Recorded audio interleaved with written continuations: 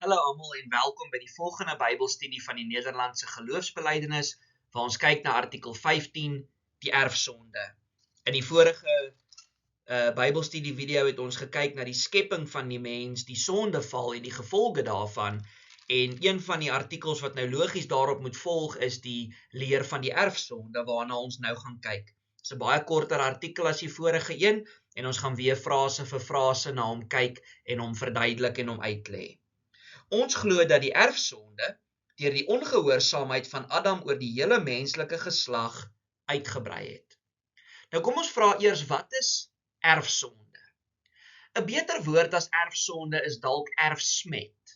Om daarmee te sê dat dit wat Adam gedoen het, het deurgegaan na al sy kinders toe van alle toekomstige geslagte, almal wat uit sy nageslag gebore sal word. Kyk vir 'n oomblik na die prentjie op julle skerm. Daar is 'n teel wat gebreek is, maar die teel is so verskriklik gebreek dat dit 'n ripple effek het. Dit wat Adam gedoen het, sy ongehoorsaamheid aan die Here, het 'n ripple effek deur die geskiedenis heen in elke mens, sodat soos wat sy natuur verdorwe geword het, ons het in die vorige Bybelstudie daarna gekyk, so word elke mens gebore met 'n verdorwe natuur. Maar kom ons staan vir 'n oomblik net by 'n ander vraagie stil. Waarom word daar gepraat oor die ongehoorsaamheid van Adam en nie oor die ongehoorsaamheid van Adam en Eva nie? Wel, om dit te verstaan moet ons besef dat Adam was die leier in hulle huishouding. Adam was verantwoordelik vir sy vrou.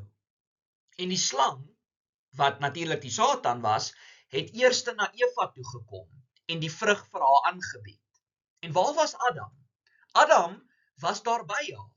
En Adam moes sy leidinggewende funksie uitgeoefen het en gesê het, nee vrou, wat jy nou doen is verkeerd, ons gaan nie van hierdie vrug eet nie, want dit gaan die oortreding van God se gebod wees. Maar Adam beoefen nie sy leidinggewende funksie uit nie. En daar word die hele skepingsorde omgedraai. Dit is, God het die man geskape, en hy die vrou uit die man uitgeneem om sy gelyke te wees, maar die man is die leier in die huishouding, en die dier is onder die mens. Nou, luister die vrou na die dier, in plaas daarvan om liefdevol leiding te neem, luister die man na sy vrou, en God word heeltemal buite berekening gelaat. En dit is verskriklik wat daar gebeur. So Adam moes die leiding geneem het, en hy het nie, en daarom praat ons van die ongehoorsaamheid van Adam. Dit is 'n verdorwenheid van die hele natuur en 'n oorgeerfde gebrek, waarmee selfs die klein kindertjies in die moederskoot besmet is. Met ander woorde, daardie verdorwe natuur word oorgedra na elke kindjie toe. Dawid sê in Psalm 51, reeds in my ma se baarmoeder was ek met sonde besmet.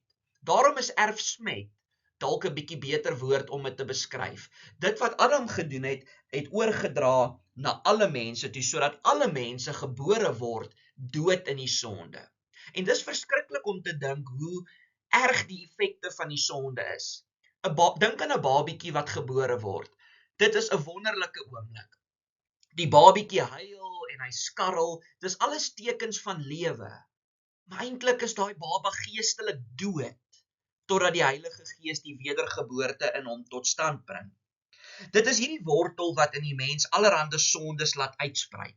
Kom ons pause net daar vir 'n oomblik. So, die mens het 'n sondige natuur, en dis die sondige natuur wat veroorsaak dat daar klomp sondige begeertes by die mens opkom. Dis soos 'n giftige fontein waaruit daar giftige water borrel. So as jy ooit wonder, hoekom word ek versoek om verkeerde dinge te doen? Hoekom kom daar by my verkeerde gedagtes op? Hoekom kom daar by my verkeerde gedrag op? Want jy het 'n sondige natuur. Maar dis nog steeds jy wat kies om daardie sondige dade te doen. Dit is daarom so afskuwelik en gruwelik voor God, dat dit rede genoeg is om die hele menslike geslag te verdoem. Met ander woorde, hierdie sondige natuur van die mens, hierdie giftige fontein, is alreeds so vieslik. Dit is genoeg vir God om te sê, ek verdoem julle. Hel toe met almal van julle verdien nie my genade nie. En dis waar. En dan hoor ons iets, dit word selfs nie deur die doop geheel en al tot niet gemaak of volkome uitgeroei nie, aangesien die sonde aanhoudend uit hierdie verdorwenheid opborrel soos water uit 'n giftige fontein. So hier is dit redelike antwoord teenoor die Rooms-Katolieke. Die Rooms-Katolieke sê die doop neem die erfsmet weg. Terwyl ons sê nee, die doop is net 'n seël, 'n simbool wat op iets groter wys, maar dit neem nie jou erfsmet weg nie. Wanneer jy deur die Heilige Gees wederbaar word, wanneer die wedergeboorte in jou tot stand kom,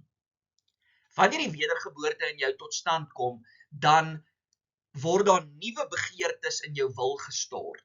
So sê die Dordtse leerreëls, jy kan nou weer God gehoorsaam. Maar totdat jy die dag sterf, worstel jy nog steeds met jou sondige natuur. Dit word die kinders van God ewenwel nie tot verdoemenis toegereken nie, maar deur sy genade en barmhartigheid vergewe. God vergewe nie sodat die gelowiges in die sonde gerus sou slaap nie, maar wel sodat die besef van hierdie verdorwenheid hulle dikwels sou laat sug in die verlange om van hierdie liggaam van die dood verlos te word. Ons verwerp hiermee die dwaling van die Pelagiane, wat sê dat hierdie sonde uit niks anders as uit navolging ontstaan nie. Kom ons staan vir 'n oomblik stil by hierdie dwaling wat verwerp word. Pelagius was 'n teoloog, maar hy was eintlik 'n verskriklike dwaalleraar. Hy het gesê die mens word gebore as 'n blank papier, as 'n wit papier. Hy's nog nie goed of sleg nie, hy moet nou kies, gaan hy goed of sleg wees. En sonde is nie iets wat Adam gedoen het en dan word dit oorgedra na die kinders toe nie. Wat eerder gebeur is, jy begin sondig omdat jy sondige voorbeelde sien. So as jou ouers sondige mense is, dan volg jy hulle na en dan is jy 'n sondaar. Maar as jou ouers goeie ouers is en nie sondig nie, dan volg jy hulle goeie voorbeeld na en dan is jy nie 'n sondaar nie. Terwyl ons sê ons verwerp dit. Adam het gruwelik teen God gesondig. Sy hele natuur is verderf, hy is nou dood in die sonde, hy stap soos 'n bedwelmde agter die duiwel aan en elke liewe kindjie word met daardie natuur gebore. Maar dan is daar vir ons vergifnis in die tweede Adam, of eerder die laaste Adam, en dit is Christus. Christus kom en hy kom doen wat Adam nie reg gekry het nie, naamlik hy weerstaan die Satan. Het jy al ooit gewonder hoekom Jesus die woestyn ingestuur moes word om die Satan se versoekings te weerstaan? Hy moes dit gedoen het, want hy moes gedoen het wat Adam nie kon regkry nie, sodat dit wat Christus gedoen het, tot ons rekening geplaas kan word. Want wanneer ons gebore word, op ons rekening is Adam se sonde. Maar as ons deur die geloof in Christus verenig word, dan word sy gehoorsaamheid op ons rekening geplaas. Dan is ons in die tweede Adam en ons lewe nie meer in die eerste Adam nie. Nou baie mense sal sê, maar dis baie onregverdig. Hoekom moet ek gestraf word? Hoekom het ek 'n sondige natuur vir iets wat Adam verkeerd gedoen het? Maar hier moet ons twee dinge besef. Die eerste ding is, niemand van ons sou anders opgetree het in daardie omstandighede nie. Adam was in die perfekte, volmaakte omstandighede. Hy het in die paradys gelewe, dit was hemel op aarde, hy het 'n heilige, regverdige en 'n goeie natuur gehad, en tog het hy sy rug op die Here gedraai. Niemand van ons sou anders opgetree het nie. Die tweede ding wat ons in gedagte moet neem is dat God korporatief met die mensdom werk. Met ander woorde, almal gaan verlore in Adam, maar die wat glo, word gered in die tweede Adam, Christus, want sy geregtigheid word tot hulle rekening geplaas. Dan is Adam se sonde nie meer op hulle rekening nie, as 'n mens dit so kan verduidelik. So as jy 'n probleem daarmee het, dat Adam se sonde tot jou gereken word, dan moet jy ook 'n probleem daarmee hê, dat Christus se geregtigheid deur die geloof tot jou gereken word. En dit is NGB artikel 15, die erfsonde.